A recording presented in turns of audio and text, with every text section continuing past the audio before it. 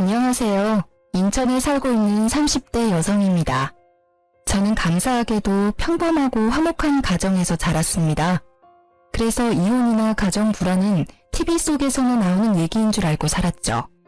이혼하면 정말 큰일 나는 줄 알았는데 오히려 이혼 후에 더 행복해졌습니다. 저는 중소기업에서 격리 업무를 꽤 오래 했어요. 덕분에 결혼 전에 모아둔 돈이 어느 정도 있었습니다.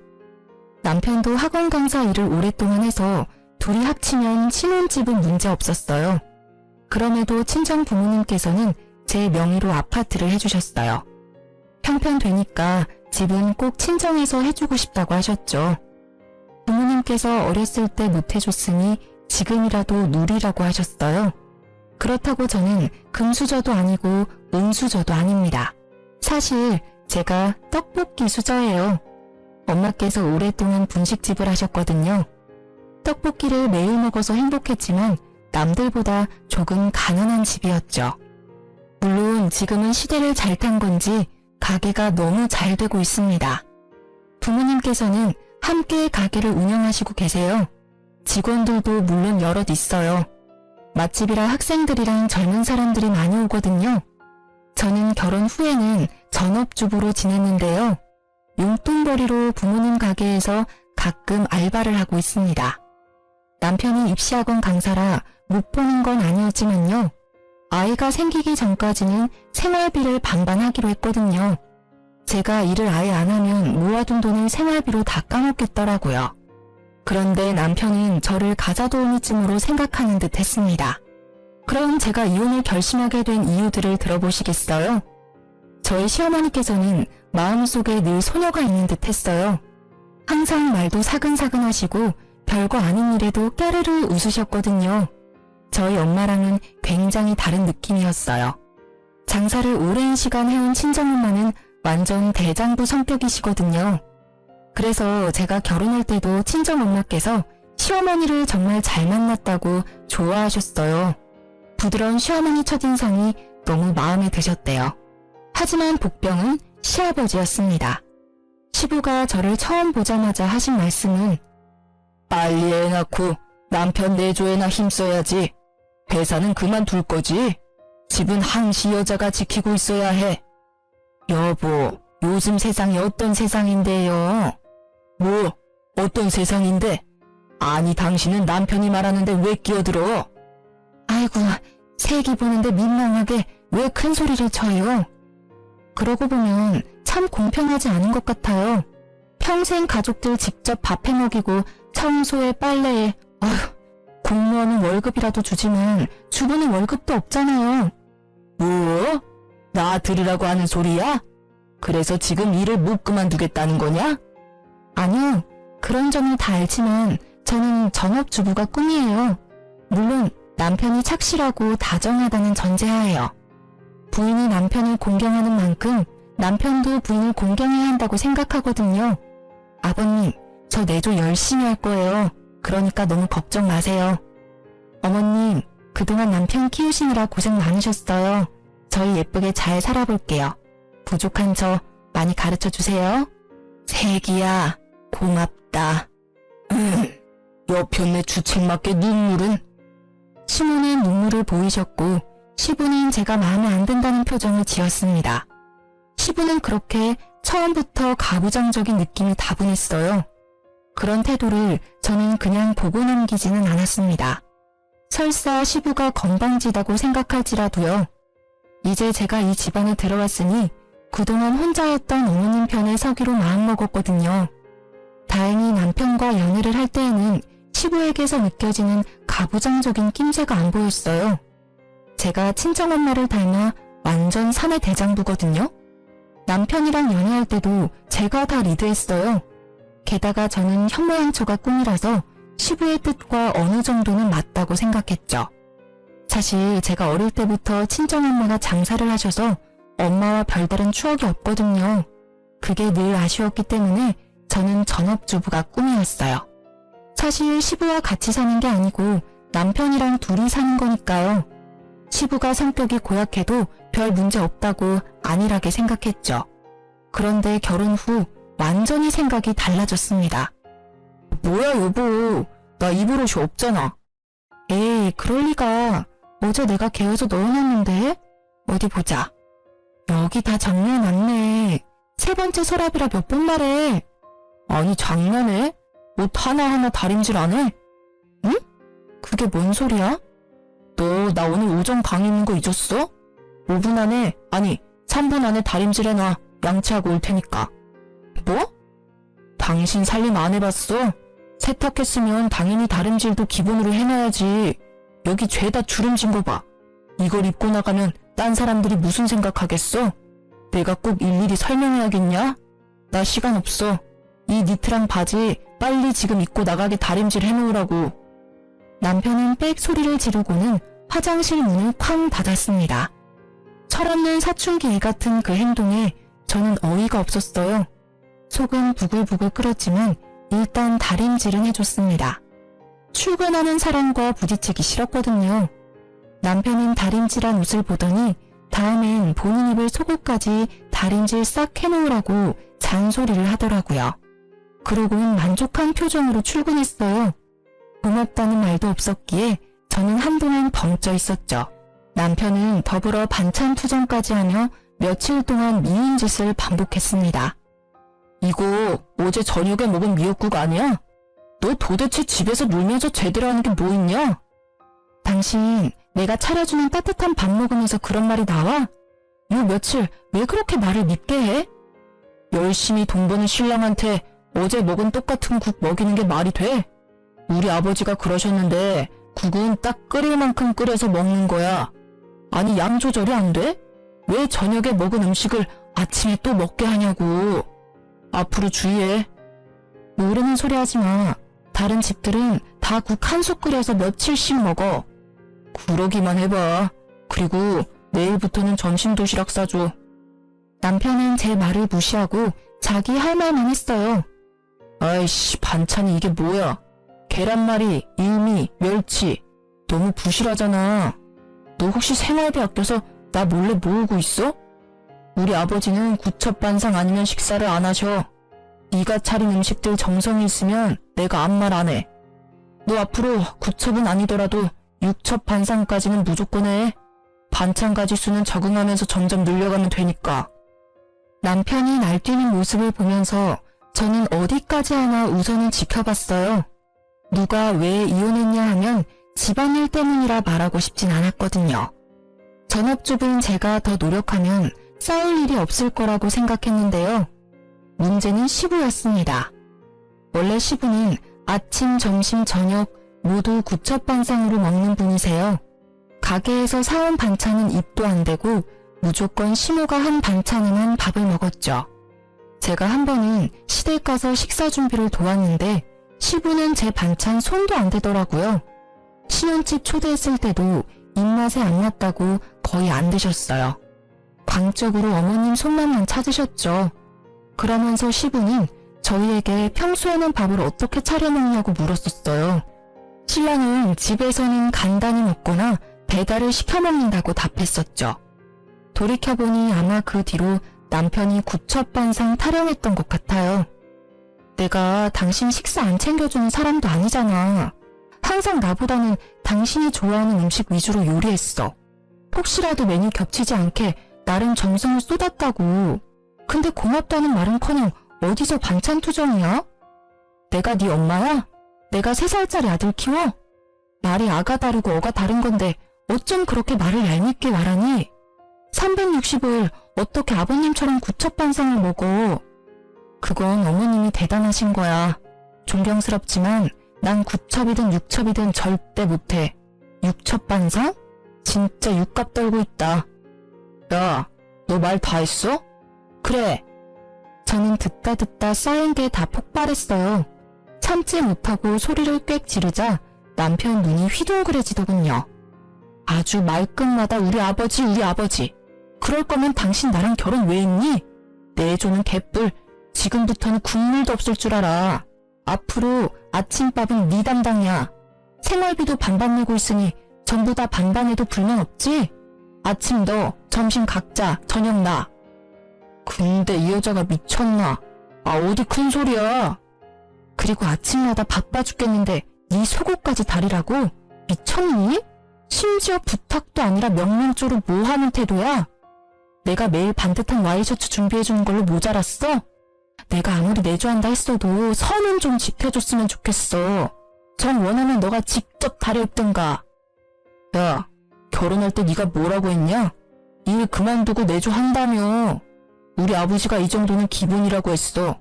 넌 기본적인 것도 못하면서 무슨 내조를 언급해? 우리 엄마는 항상 군말 없이 매 끼니 준비하셨어. 게다가 평생 아버지 속옷 다림질 하셨고. 그러니까 나랑 결혼했으면 너도 지금부터 습관 잘 들여. 늙어서도 남편 사랑받고 살고 싶으면 말이야. 앞으로 손빨래해서 꼭 다림질까지 잊지 말고 미리미리 해놓으라고. 알아들었어? 남편은 제가 따지자 질세라 더 큰 목소리로 따지더라고요. 사실 처음부터 남편이 좋게 얘기했으면 저도 타협점을 찾으려고 했을 거예요. 하지만 저를 계속 하대하는 남편을 가만히 두고 볼 수 없었습니다. 그래서 저는 남편을 따라 좀 유치해지기로 했어요.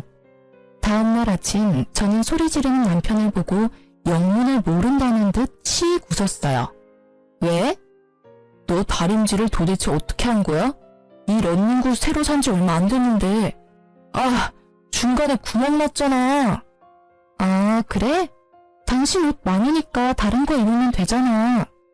조심성하고는. 아니, 근데 이게 다 뭐야? 왜? 또 문제 있어? 당신 그러다 늦겠다. 대충 입어. 옷이란 옷은 죄다 구멍 뚫려 있잖아. 그래? 뭐 어때? 한번 입어봐. 불편하면 내 거라도 입고 가던지. 당신 미쳤어? 갑자기 왜 그래? 설마 지금 나한테 복수하는 거야? 에이, 복수라니. 나 아직 시작도 안 했는데? 근데 당신 아침 준비 안 했네. 빨리 밥부터 차리지 그래? 야, 내가 아침을 왜 차려? 왜? 싫어? 그래, 싫다. 너 보니까 도시락도 준비 안 했지? 도시락 같은 소리 하네. 애초에 내가 해준 음식 별로 좋아하지도 않잖아. 너 사 먹는 거 좋아하니까 사 먹어. 왜? 도시락도 아버님이 그러라고 시켰냐? 그걸 어떻게 알았어? 아니, 아빠가 점심은 도시락 싸서 다니라잖아. 그래야 내가 네 음식에 길들여질 거라는 뭐라나. 아무튼 난 이제 네가 해주는 밥 평생 먹어야 하니까 바깥 음식에 내 입맛 맞추지 말라고 했어. 틀린 말 아니잖아. 우리 아버지는 절대 틀린 말씀 안 하셔. 뭐? 진짜 웃겨. 난 그럼 평생 네 밥 삼시세끼 챙기다가 죽어야 해? 내가 왜? 너 꼴도 보기 싫으니까 이 집에서 나가. 여기 우리 엄마가 해주신 집이야. 당장 나가라고. 뭐? 진짜 치사하게. 응, 나 되게 치사해. 그래서 차마 우리 엄마가 사준 집에서 내가 하녀 취급당하는 거 참을 수가 없다. 게다가 생활비까지 반반 내고 있잖아. 그러니까 나가. 우리 깔끔하게 이혼하자. 아니 여보, 진짜 1억이야? 1억이야. 차라리 혼자 살지. 나가. 알았어. 나 일단 출근할 테니까 마음 풀어. 그러자 기세등등했던 모습은 거짓말처럼 사라졌습니다. 남편은 풀이 죽은 채로 구멍난 내일을 입고 출근하더군요. 저는 곧바로 집 비번도 바꾸고 친정으로 도망갔어요. 퇴근 후 도어락 비밀번호 때문에 집에 못 들어가자 남편은 친정에 찾아왔더라고요. 내가 잘못했어. 집에 가자. 너 얼굴에 미안함이라곤 1도 안 보여. 진짜 내가 잘못했어. 장모님 장인어른 오시기 전에 가자. 남편이 또 친정 부모님은 어려워했거든요. 눈치를 살살 보면서 집에 가자고 보채더군요. 지금 맹세를 하던지 각서를 쓰던지 해. 뭐? 아니, 뭘 또 그렇게까지 하냐. 싫어? 그럼 그냥 깔끔하게 이혼하던지. 내가 너랑 더 살아봐야 무슨 좋은 꼴을 보겠니? 알겠어. 알았다고. 각서 쓸게. 받아 적어. 첫째, 너랑 나, 우리 가정에서는 아버님 말씀이 우선이 아니라 마누라 말, 즉 내 말이 우선이란 걸 잊지 마. 뭐? 뭘 그렇게 봐. 받아 적으라고. 알았어. 둘째, 반찬 투정하지 않는다. 앞으로는 무조건 내가 주는 대로 군말 없이 먹는 거야. 그리고 밥은 내가 차릴 테니까 나머지 집안일은 서로 반반씩 하는 거야. 마지막 셋째, 생활비 반반은 앞으로 없어. 생각해보니까 신혼집 내 집이잖아. 내 집에서 공짜로 먹고 자고 하면서 생활비까지 원해? 만약 생활비 반반을 원한다면 앞으로 네가 월세를 내. 이 세 가지 못 지키겠거나 싫으면 당장 이혼하면 돼. 남편은 월세라는 말에 흠칫하더니 이내 알겠다고 대답했죠. 자기가 별 수 있겠어요? 저는 그날 이후로 남편을 살뜰히 챙겼습니다. 삼시세끼 아주 건강식 위주로만요. 초딩 입맛인 남편은 햄이나 라면 같은 걸 무지 좋아하는데요. 일부러 가공류 인스턴트 음식은 안 줬어요. 나물이랑 잡곡밥 건강식으로만 매 끼니 챙겨줬죠. 음식 간도 엄청 심심하게 했습니다. 조미료, 소금, 간장 다 숨겼더니 남편이 몰래 사오더라고요. 저는 절대 제 음식에 못 부리게 했습니다. 내가 하는 요리에 입맛 맞추라고 뭘 간을 더하려고 해. 아버님 말씀대로 길들여 줘야지. 남편은 밥 먹을 때마다 괴로워 죽으려고 했어요. 저는 보란듯이 혼자서 냄새 엄청 풍기는 치킨, 족발, 피자 같은 걸 배달시켜 먹었죠. 그제서야 남편은 진심으로 싹싹 빌더라고요. 울먹이면서 비는데 아주 통쾌했습니다. 제발 요리 좀 그만하고 평범한 예전으로 돌아와달라고 빌더라고요. 그래서 그 뒤로는 집이 아주 평화로워졌어요. 남편이랑 번갈아 가면서 식사 준비하고 가끔 배달로 끼니 때우기도 했습니다. 속 시원하게 해결하고 이혼 고비도 잘 넘겼습니다. 하지만 딱 그것까지가 제가 해결할 수 있는 싸움이었어요. 남편은 시부가 시모에게 하는 행동을 그대로 베껴서 따라하는 듯 했잖아요. 역시나 물어보니 시부가 남편을 뒤에서 조종하고 있더라고요. 그래서 저는 일부러 시부모님을 집으로 초대했습니다. 아들, 요새 점심 도시락 싸서 다니고 있냐? 아니요, 그게 아버지. 아니, 내가 입맛을 길들이라 몇 번을 말하냐? 그리고 너는 남편 도시락 하나 싸주기 힘들어? 아버님, 이 사람 아무리 건강식으로 챙겨줘도요. 애기 입맛이라 점심은 알아서 사 먹게 하고 있어요. 바깥에서도 밥 먹는 습관 들여야죠. 제가 365일 이 사람 쫓아다니면서 챙겨줄 수는 없잖아요. 그쵸, 어머니? 그래, 네 말이 맞다. 도시락은 무슨 밖에 맛있는 음식이 얼마나 많은데. 뭐? 바깥 음식 건강에도 나쁘고 뭐니 해도 집밥이 최고지. 시부는 그놈의 집밥 타령을 또 하며 언성을 높이더라고요. 그래서 저도 말이 안 통할 걸 알고 미리 친정에 SOS를 해놨었습니다. 당신은 거들지 마. 그래서 너 대접한다고 우리 여기까지 불러놓고 음식은 언제 할 생각이냐? 네가 얼마나 음식을 못하는지 오늘 내가 확인해 주마. 그게 아버님, 우리 왔어. 그때 저의 구세주 친정 부모님께서 오셨습니다. 아니, 사돈어른 어쩐 일이십니까? 어쩐 일이긴요. 사돈어른들 대접하러 왔죠. 여보, 얼른 음식 들고 들어와요. 아버님, 저희 부모님께서 새벽부터 음식 해오셨어요. 두 분 쉬는 날이신데 특별히 가족들 먹으라고요. 음식을? 네, 얼른 드세요. 각종 튀김과 어묵, 떡볶이, 순대가 한 상 가득 차려지자 시부의 얼굴은 급격히 어두워졌습니다. 시어머니는 감사하다며 맛있게 잘 드셨는데 시부의 젓가락은 전혀 움직이질 않았죠. 어머, 소문대로 너무 맛있네요. 이렇게 맛있는 음식들을 줄도 안 서고 먹네요. 감사해서 어떡해요? 당신도 얼른 먹어봐요. 됐네. 난 집 가서 밥 먹을 거니까 얼른 먹어. 아니, 나보고 집 가서 또 밥을 하라고요? 그러지 말고 여기서 그냥 먹어요. 준비해주신 사돈부부 성의도 있는데 당신도 참. 아니, 나는 집밥 먹을 거라니까. 굿젓반상. 시부는 고집을 부리며 안 먹더라고요.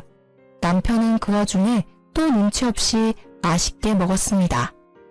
사돈, 그러지 말고 떡볶이 한번 드셔보셔요. 아, 글쎄, 난 안 먹는다니까요. 알겠습니다. 그럼 제가 구첩반상 해드리오리다.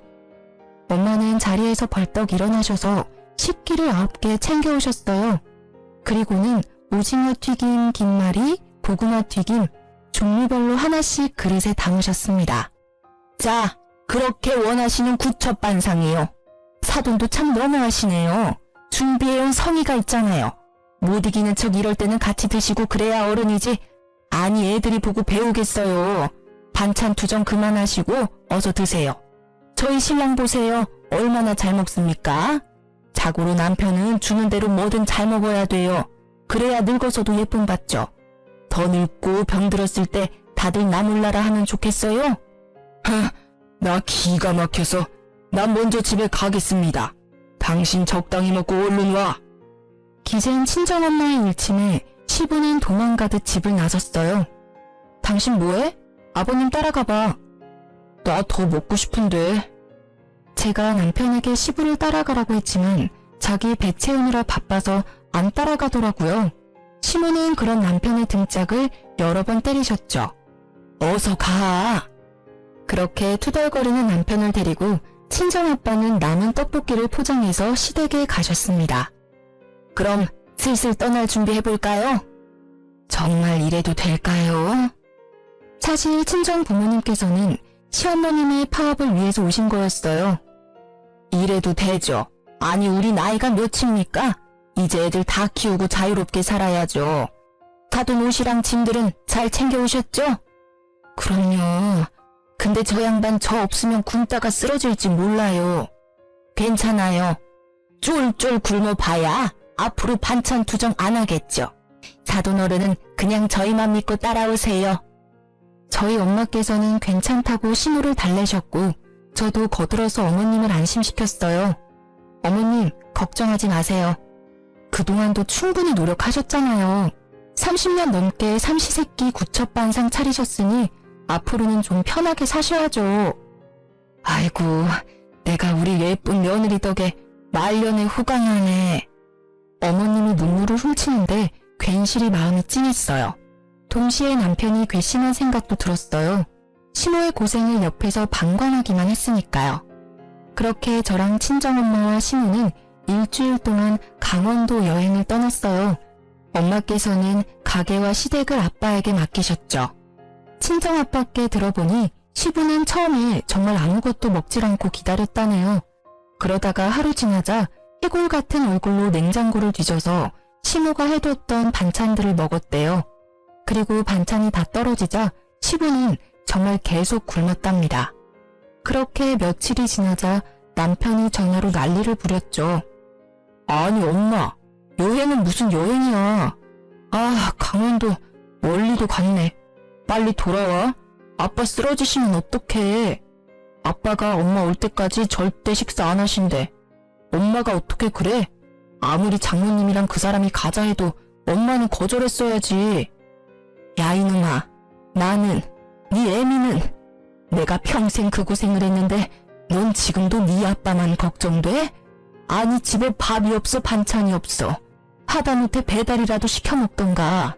언제까지 내가 그 짓을 해야 돼? 엄마, 왜 그래? 엄마답지 않게.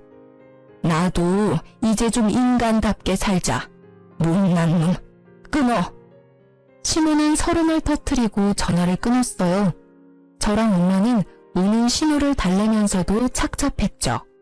어쩌면 그 모습이 저의 미래였을지도 모르니까요. 친정아빠께서는 장사하고 남은 떡볶이를 들고 매일 시댁으로 퇴근하셨어요. 시부는 결국 굶고 굶다가 글쎄 새벽에 몰래 떡볶이를 꺼내서 먹었다네요. 허겁지겁 먹다가 남편이랑 친정아빠한테 들켰대요. 엄청 창피하면서도 떡볶이를 손에서 놓지 않았다고 합니다. 그러고도 시어머님이 계속 연락 두절이자 시부는 결국 제 전화로 연락을 했습니다. 자기가 잘못했다며 울면서 시어머님 돌려보내라고 하셨죠. 어쩔 수 없이 시부는 전화를 받고 받으셨습니다. 여보세요? 당신이야? 그래요, 나예요. 창피하게 새애기한테 전화해서 뭐해요? 내가 잘못했네. 이렇게는 못 살아. 나야말로 그렇게 못 살아요. 어떻게 하면 돌아올래? 이대로 이혼할 거는 아니지? 우리 나이가 몇이야? 그동안 산 세월이 얼만데. 당신 반성하는 모습 안 보이면 난 못 가요.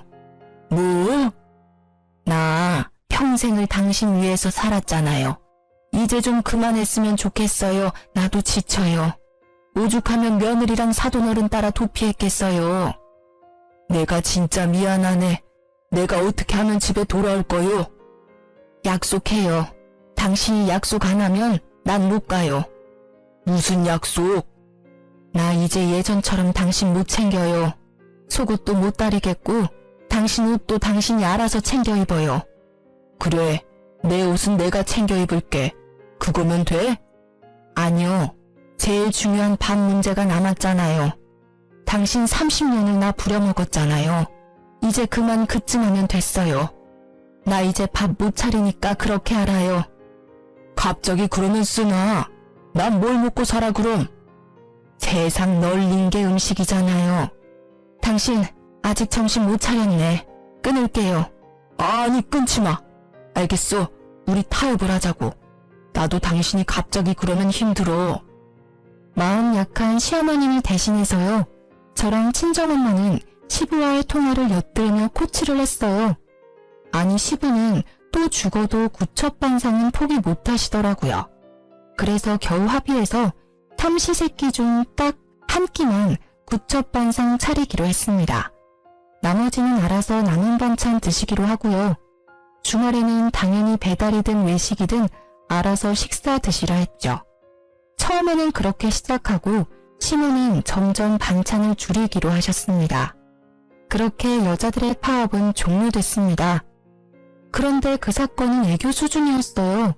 알고 보니 생각지도 못한 사건이 일어나고 있더라고요. 저희 남편은 아이들을 가르치는 강사다 보니까 유행에 민감해요. 그래서 늘 스마트폰을 손에 쥐고 살았습니다. 중독 수준으로 눈 뜨자마자 자기 전까지 손에서 놓지 않았어요. 여보, 그렇게 핸드폰만 들여다보다가 눈 더 나빠지겠어. 영상 보고 싶으면 차라리 TV를 봐. 아무래도 작은 화면보다 큰 화면이 낫잖아. 괜찮아. 난 이걸로 영상 보는 게 편해. 손에 착 감겨서 안정감이 있잖아. 그리고 학원에서 언제 연락 올지 몰라. 학생들 실시간 질문 올리면 답도 해줘야 하고. 남편이 업무와 관련지어 얘기하면 제가 할 말이 없어지더라고요. 그리고 실제로 학원에서 스케줄 변동 때문에 자주 전화가 왔거든요. 이해해보려고 노력했습니다. 그런데 남편은 휴가 때도 스마트폰만 보더라고요. 당신 휴가 내내 또 폰만 들여다볼 거야? 내가 언제? 아니, 전화 만진다고 운전도 나만 시키고 좀 번갈아 가면서 하자. 아니, 나 급한 연락 오면 어떡해. 이럴 때라도 내조 해라 좀. 또 내조 타령이네. 정신 못 차렸지 아직? 아니, 둘이 밥 먹을 때도 전화기 들여다보고 앞에 있는 사람 무안하게 말이야. 휴가 때는 급한 연락 올 것도 없잖아. 아, 진짜 답답하게. 부족하냐? 내가 내 전화도 마음대로 못 봐? 그리고 휴가니까 내가 마음 편하게 유튜브라도 보지. 아, 가만 보면 당신 요즘 잔소리 너무 심하다. 잔소리 듣기 싫으면 적당히 하던가. 폰 만진다고 수영도 안 했잖아. 휴가 왜 왔니? 우리 지금 놀러 왔는데 당신은 전화기만 보잖아. 꼭 바람피는 사람처럼. 뭐? 바람이라니. 너무 같다. 남편은 바람이라는 말에 갑자기 역정이 냈습니다. 저는 별다른 의미 없이 나온 말이었는데 말이죠. 그 순간 설마 하는 의심이 들었어요. 그렇게 서먹하게 호텔로 돌아왔는데 남편은 차에서 내리다가 전화기를 떨어뜨렸어요. 와장창 아주 금이 갔죠. 아이씨, 이게 다 당신 때문이야. 참나, 왜 내 탓을 해? 당신이 전화 만진다고 하도 뭐라 하니까 손에서 놓쳤잖아. 아, 별 억지를. 남편은 씩씩거리더니 호텔 방에 저를 혼자 두고 사라졌어요. 혼자 전화기를 고치러 갔더라고요. 저는 남편의 행동이 너무 이해가 안 됐습니다.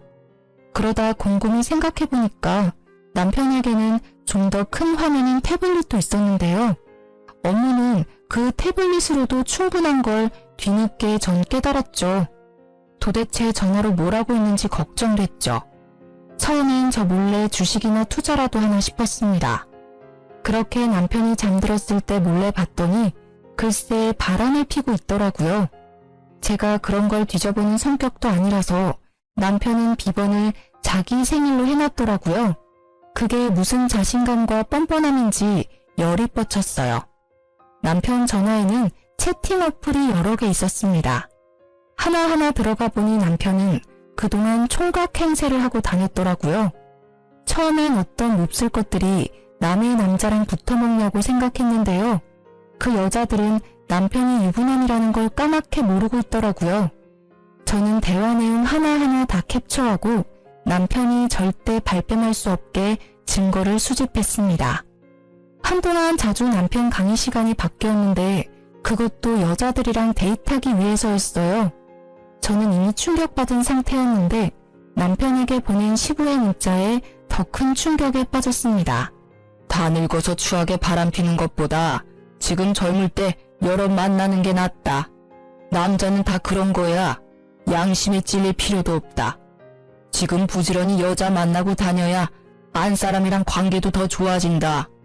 지금껏 네 엄마 하나 보고 살아온 나를 봐라. 뭐가 남았냐? 얼마나 후회스러운지 아냐? 지금 충분히 즐겨라. 그 문자에 또 남편은 알겠다고 존경한다고 답했더라고요. 정말 뒷목 잡고 쓰러질 뻔했어요. 15년 도대체 남편을 어디까지 조종하나 싶었죠.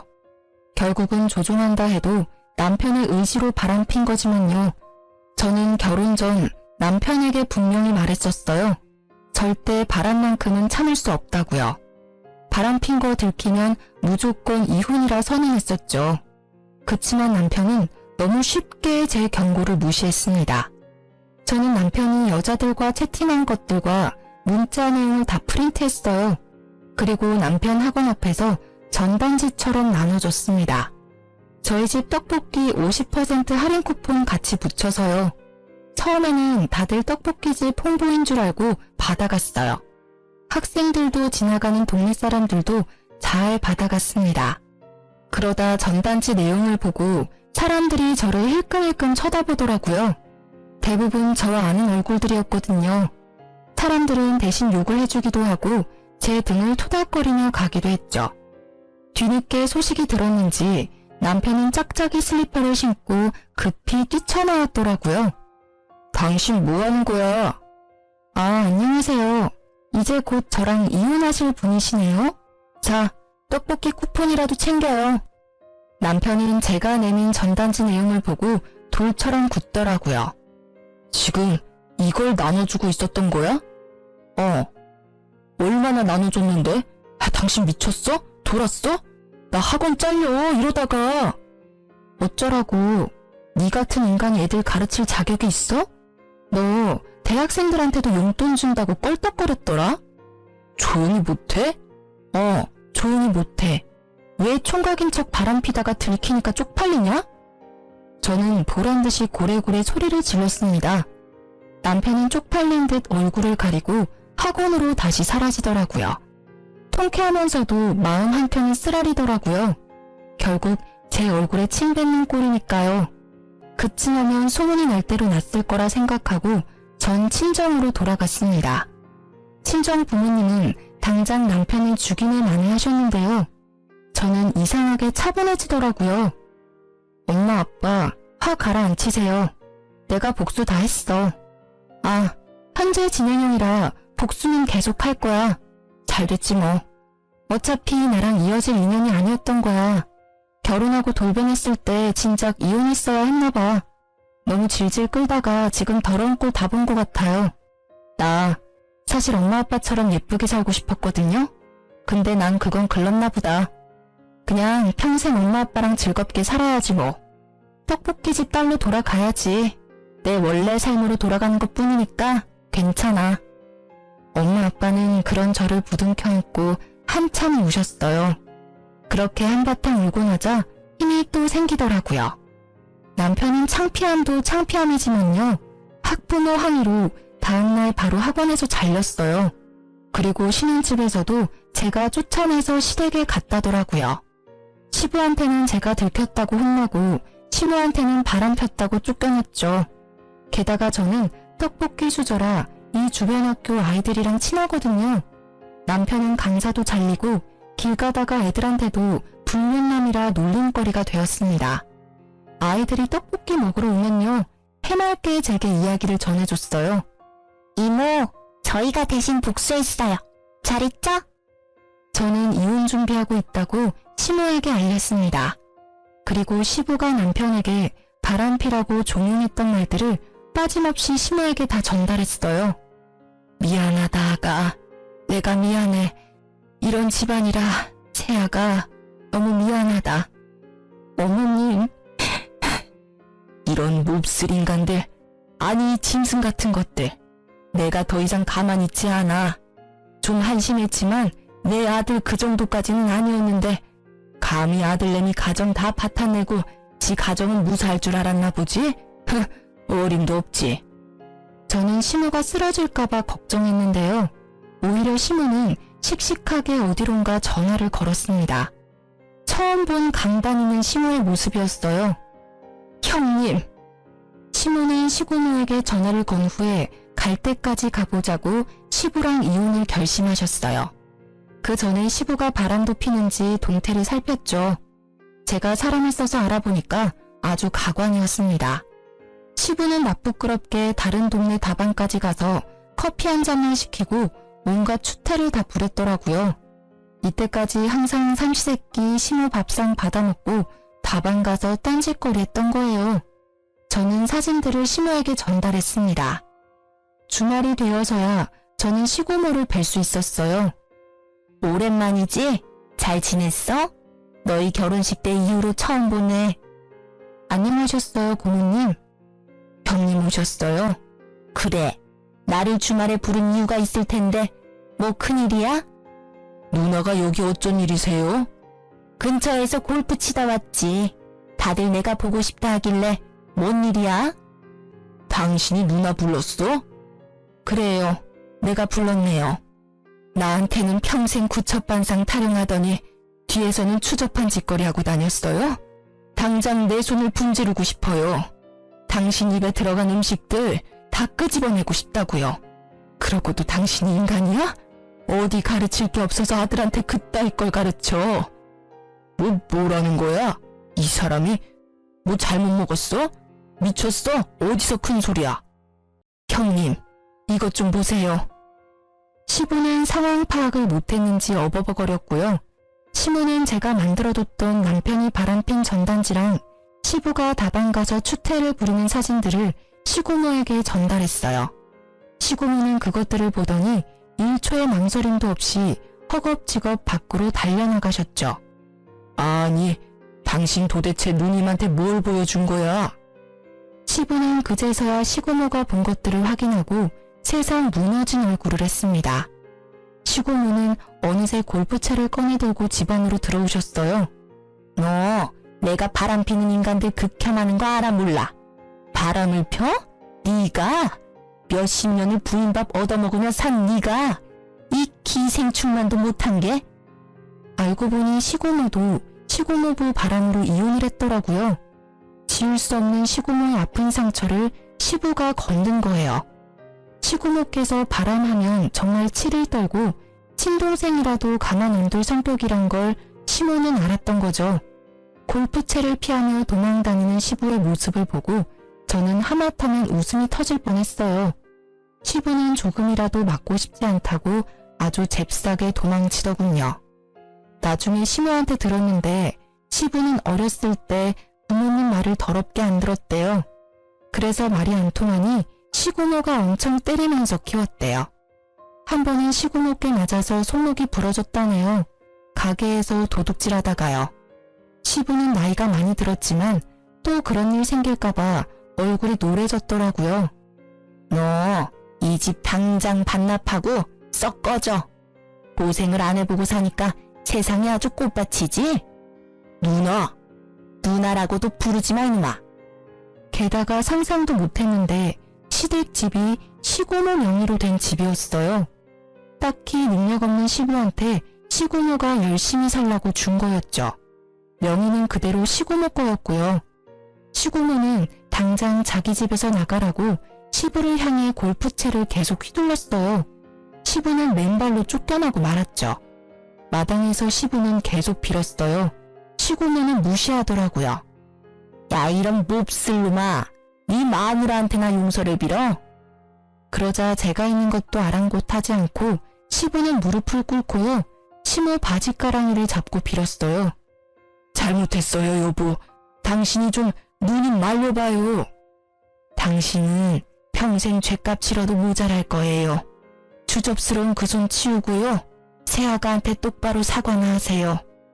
새아가, 미안하다. 내가 생각이 짧았다. 나는 진짜 걔가 그럴 줄은 몰랐어.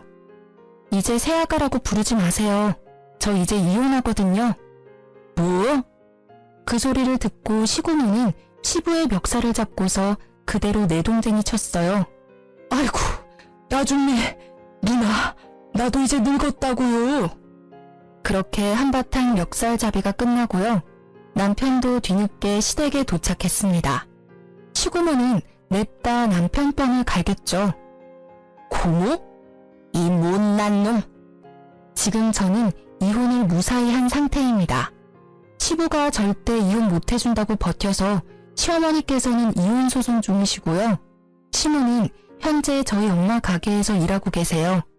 사실 지금은 편하게 이모라고 부르고 있습니다. 이혼을 했으니 계속 어머님이라고 부르기도 서로 불편했거든요. 먼저 이모라고 부르라고 말씀해 주셨어요. 이모는 난생 처음 본인 손으로 일하시고 월급도 받으니 사람 사는 것 같으시대요. 쉬는 날 저희 친정엄마랑 놀러 다니시고 새 인생 살고 계십니다. 저는 비록 남편을 잃었지만 그래도 친정엄마께는 좋은 친구가 생겼죠. 시고모께서는 내쫓았는데도 시부가 자꾸 돌아와서요. 청소, 빨래, 집안일을 모두 시부에게 시키고 있다고 하네요. 정신놀이 교육을 단단히 시키신다고 하셨어요. 이제 전 시부는 밥도 알아서 지어서 차려 먹는다 합니다. 전 남편은 시부의 말이면 끔뻑 죽었었는데요. 시부 말대로 하다가 학원 강사도 잘리고 이혼당하자 시부한테 엄청 대들었대요. 그러고는 혼자 살겠다고 지방으로 도망갔죠. 또 시부는 모든 게 제 탓이라며 저를 찾아왔더라고요. 네 인연 전부 네 탓이야. 너만 없었어도, 너만 우리 집에 안 들어왔어도 내가 평생 구첩반상 먹으면서 아들 존경받으며 살았을 텐데 너 이리 와. 시부는 저에게 달려들더라고요. 그 순간 어디서 학생들이 튀어나왔는지 제 앞을 가로막았습니다. 할아버지, 지금 뭐 하세요? 아, 이런 늙은이 영감탱이, 무망났나? 하지만 저는 이 동네 소문난 떡볶이 수저입니다. 제가 서비스를 남다르게 줘서 학생들이 절 좋아하거든요. 또 하필 조금 노는 학생들한테 딱 걸려서 시부는 잔뜩 겁을 먹었더라고요. 사실 저는 늙은 시부 무섭지도 않았고 우스웠는데요. 학생들이 도와주니까 내가 헛살지는 않았구나 생각 들고 뿌듯했어요. 덩치 큰 고등학생들한테 둘러싸이자 시부는 아주 사지를 덜덜 떨면서 도망갔습니다. 그 이후로는 다시는 제 근처에 얼씬도 안 해요. 물론 도와준 아이들은 이후에 음료수 서비스 줬습니다. 그리고 저는 전 남편이 괘씸해서 계속 추적했어요. 변호사한테 미리 물어보고 고소 안 당할 만큼만 남편을 골려댔죠. 남편 이름 석자만 안 적었지 추측 가능하게끔 인터넷에 글을 올렸거든요. 전 남편이 옮긴 지방 학원의 학부모들 그리고 학생들은 제 글을 보고요. 귀신같이 남편을 찾았습니다. 그래서 전 남편은 옮기는 학원마다 잘렸어요. 그러다 얼마 전 전 남편이 저희 가게에 찾아왔습니다. 제발 글 좀 내려달라고 저한테 빌고 또 빌더라고요. 내가 잘못했어. 정말 내가 죽을 죄를 지었어. 나 밥은 먹고 살아야 할 거 아니야. 응? 제발 나 한 번만 봐줘. 엄마, 이 사람 좀 말려봐요. 나 피 말라 죽겠어요. 시모는 그걸 보고 한심한 얼굴을 하면서도 또 속상해 보였어요. 그렇지만 신우는 냉정하게 아들을 모르는 척했습니다. 죄송하지만 누구신지요? 전 남편은 오열하더라고요. 저는 흙탕물에 드러누워서 우는 남편을 보고 앞으로 똑바로 살으라고 한마디 해줬습니다. 이쯤 하면 됐다 싶어서 인터넷에 쓴 글도 전부 내렸어요. 지금은 어느 학원으로 옮겼는지도 알아보지 않고 있어요. 전 남편이 신우한테 빌붙을까봐 걱정이었거든요. 지 앞가림은 하고 살아라고 선심 썼죠 뭐. 저는 이제야 다 해결해서 당분간은 혼자 여행을 다녀올 예정입니다. 비행기에서 정신없이 사연 적었네요. 전 남편한테 받은 위자료로 금융 치료라도 받으려고요. 다녀와서는 예전처럼 부모님 가게에서 일하며 지낼 거예요. 돈 때문은 아니고 가게에서 애들 만나는 게 전 너무 좋거든요. 아이들은 티 없이 맑잖아요. 앞으로도 저는 그렇게 소소하게 행복한 것들 하면서 제 인생 살 거예요. 아참, 그리고 다 지나고 나서야 친정 엄마께서 제게 얘기해 주신 게 있어요. 혹시라도 저 함부로 무시 안 당하게끔 신혼집을 제 명의로 해주신 거였다고요. 저는 친정 부모님이 아니었다면 결혼 생활도 이혼도 다 못 버텼을 것 같네요. 열심히 효도도 하면서 살아야겠죠? 긴 사연 들어주셔서 정말 감사합니다. 여러분도 본인의 삶 찾아서 행복하게 사세요.